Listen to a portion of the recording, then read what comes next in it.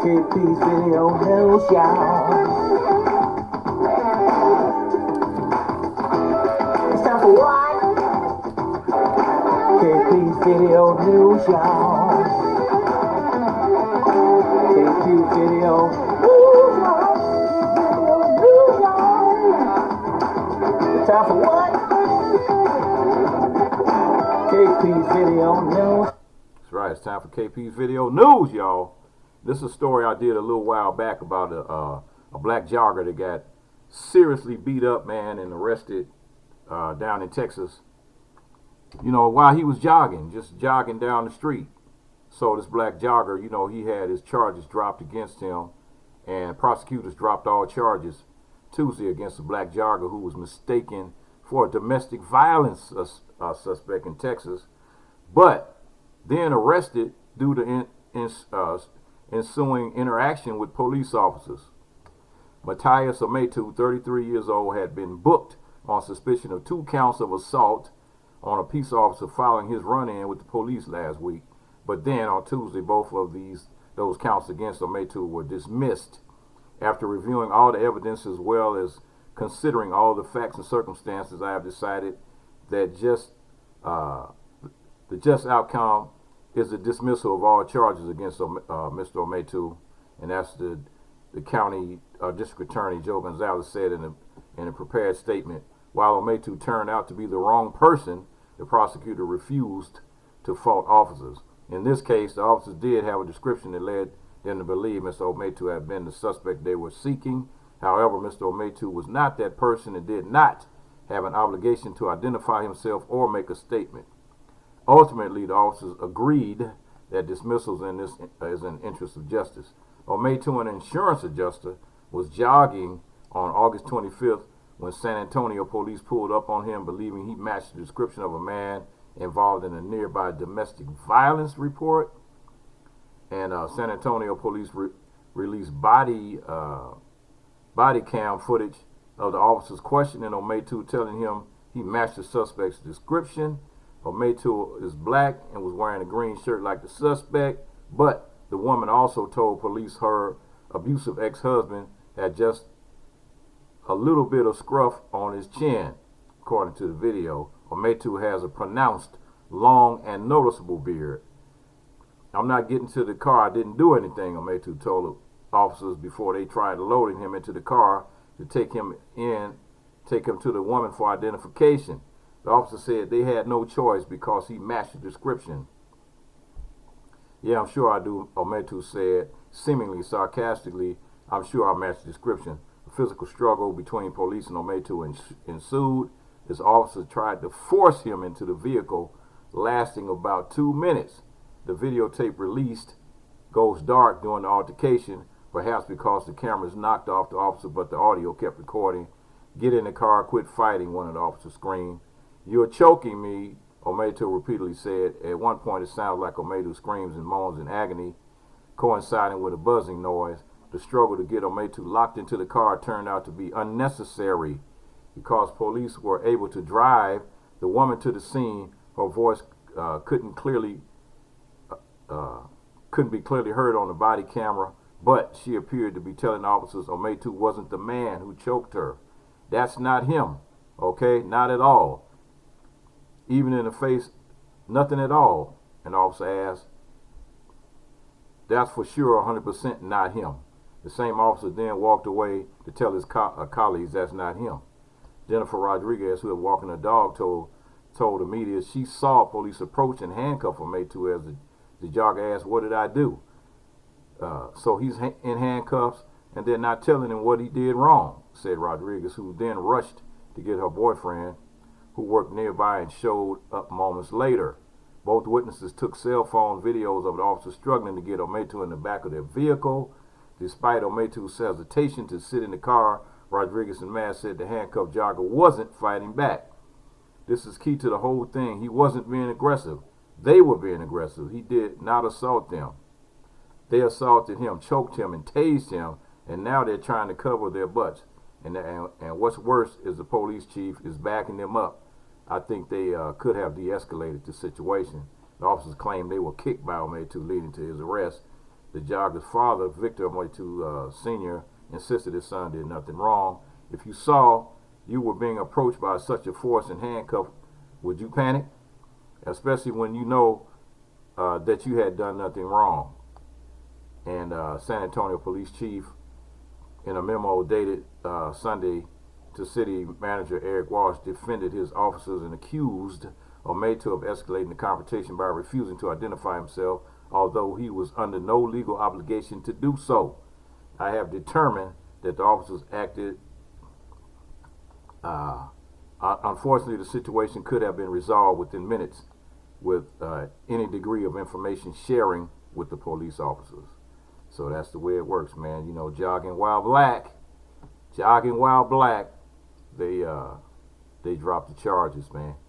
Dropped the charges against him. This case here, I'm letting you know ahead of time, is really a really disturbing case, really disturbing.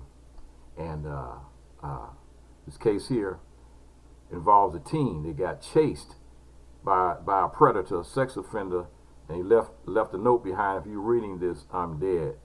And chilling new details have emerged in the alleged slaying of a 16-year-old Pennsylvania boy who ran naked for his life through the streets of Harrisburg, Pennsylvania, from a registered sex offender who ultimately killed him. A police criminal complaint and affidavit of probable cause show. On Saturday, Orlando Duarte, 46, of Harrisburg, was arrested and charged with criminal homicide and possession of a firearm prohibited after allegedly shooting and killing a boy identified by his family as Kyan King,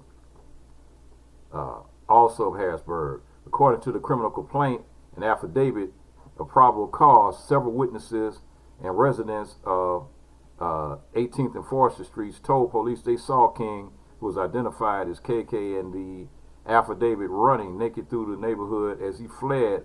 A man described as bald, wearing an orange shirt and brandishing a rusty revolver. One witness said she was sitting on a perch when she saw King come from a nearby alley naked. The witness said she approached King and asked him how old he was, and he replied he was 16 and that he had been raped, and the male was now chasing him with a gun. The witness was about to get a towel to cover up King when she said she saw Duarte running toward them with the gun in his hand. As soon as Duarte saw the boy, he began shooting in their direction, and the boy took off running with Duarte after him, said witnesses. A second witness told police she was walking to her sister's house on Forester Street when she heard a loud help, the affidavit says. She said she didn't know where the yelling was coming from, but could tell the person was in trouble. She searched.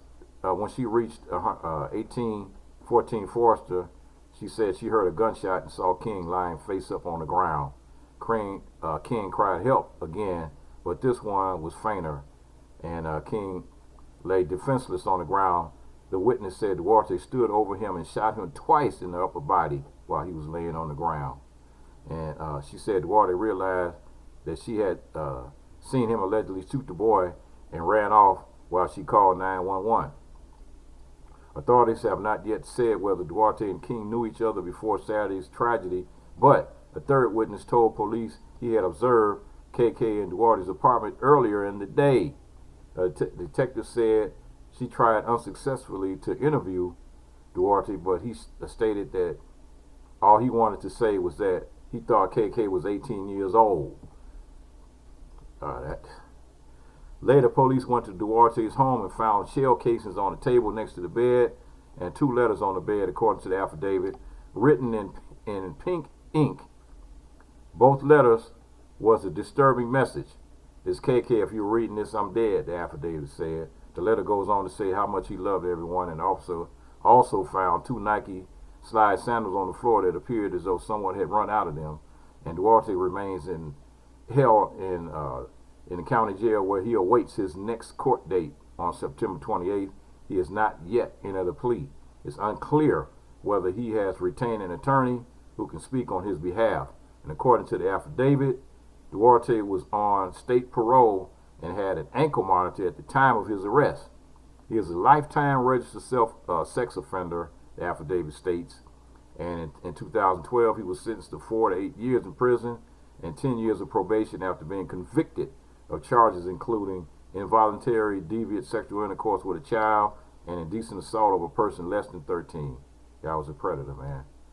King's family and friends are grappling with the loss of the boy with the big heart who always made them laugh. And it's like, wow, man, here you go. This guy's a damn predator, man. He never should have got out of jail.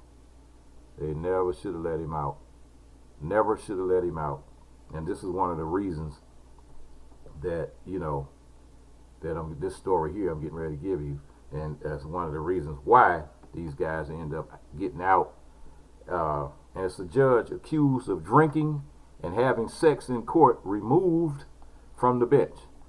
A Kentucky judge accused of having sex and drinking alcohol inside a courthouse has lost her job after a judicial panel found her guilty of multiple misconduct charges. Dawn Gentry, who was serving an 8-year term as a family court judge in Kenton County, is also accused of retaliating against those who denied her sex or refused to contribute to her 2018 campaign by delaying their cases, including some that involve abused children. The Judicial Conduct Commission of the Commonwealth of Kentucky found that Gentry forced a court employee to resign so she could hire an alleged sexual partner identified as Stephen Penrose.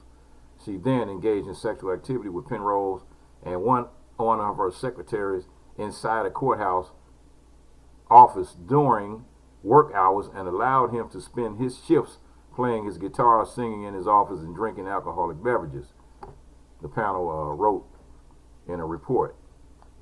This romantic relationship with Mr. Penrose included him sending her photographs of his genitals, crude jokes, and at least one romantic message, and engaging in simulated sexual activity with Mr. Penrose and Miss Aubrey in the courthouse office during work hours, according to the document. The removal follows days of salacious testimonies and comes more than 8 months after Gentry was suspended from her job pending an investigation. The 39-year-old woman became a judge in 2016 when she was picked by former Republican Governor Matt Bevin to fill a vacancy.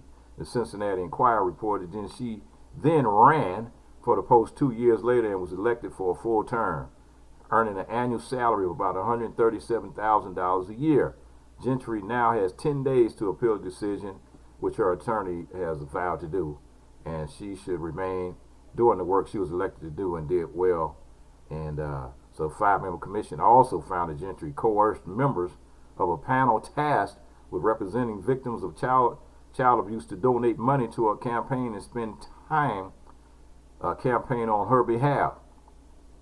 If they failed to do so, she would remove them from the panel or delay their cases, according to the commission. And Gentry also directed her court staff to work on her campaign during work hours, and once brought her children to the courthouse, where one child witnessed a confidential proceeding and recognized the child involved in the proceeding, which is a violation of confidentiality rules, the commission report also states. So this is like you got some of them apples out there. You always talking about those apples. Seems like the whole damn barrel to me. KP Video News, y'all.